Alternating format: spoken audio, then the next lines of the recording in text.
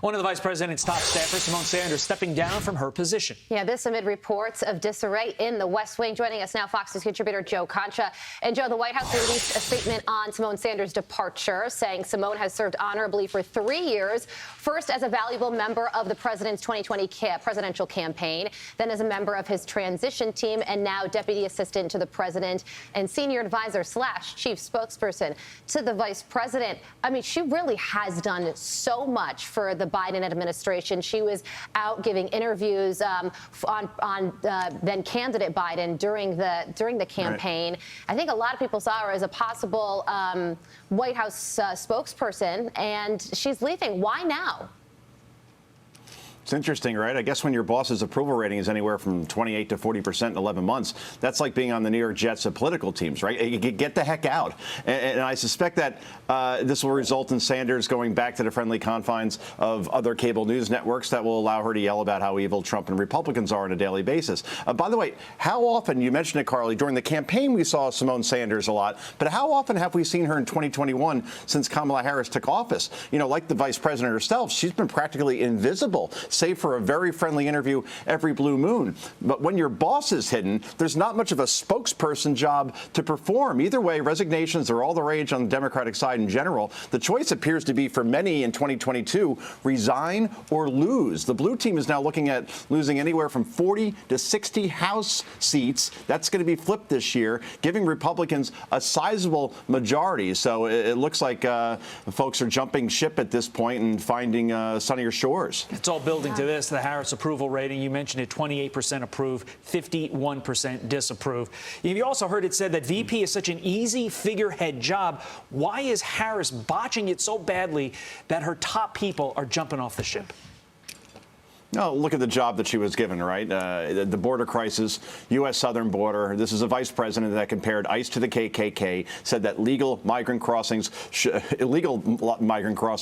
be made legal. And this is the person that you put in charge to tackle this problem. So that's obviously not going very well. And the vice president, the president, they're polling in the 20s when it comes to the border. And then when you look at anything else that the vice president is in charge of, we just don't seem to hear from this vice president in any way, shape, or form.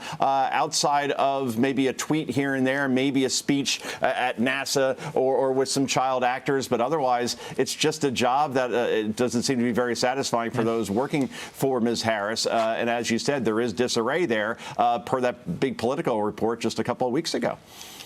So there was a NBC freelance producer who was pulled over and apparently was trailing the jury bus during the Kyle Rittenhouse trial. And we have audio of that NBC freelancer. His name's James Morrison, during his interaction with NBC, with police, rather. Take a listen. So were you following a vehicle? I was trying to see. I was being called by New York going, maybe people you need to follow, but I don't know. I was trying to. You trying to what? Just do what they told me to do. So, Joe, who is the they that told them what to do? Take a listen. Here is the NBC booking producer, Irene Byan. Listen. All right. No means were we trying to get in contact with any of the jury members or whoever's in the car. We just were trying to see like where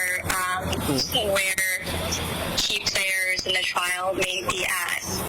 Joe, need a quick answer. If they weren't trying to get in touch with the jurors, then why did this booker tell this freelancer to follow the jury? That's the thing, right? Where you say we were just trying to see if it was possible to find any leads in the case. That's not up for a news organization to do during an active trial. So we were trying to see where key players in the trial may be at, that producer also said. What does NBC News have to say about this now? That's on video. No comment yet about this revelation from the Peacock. So much for transparency from a news organization that screams about the need for transparency from our leaders, but it doesn't apply to them, apparently. Well, yeah, and MSNBC was, of course, banned from the courtroom during that trial by the judge. Joe, thank you so much. That's right. Two great topics. Joe. Hi, everyone. I'm Brian Kilmeade. I want you to do me a favor. I want you to click to subscribe to the Fox News YouTube page. This is the only way that I know for sure that you're not going to miss any great commentary, any great news bites, any great interviews coming your way on Fox. You can get it all here on YouTube. So subscribe right now.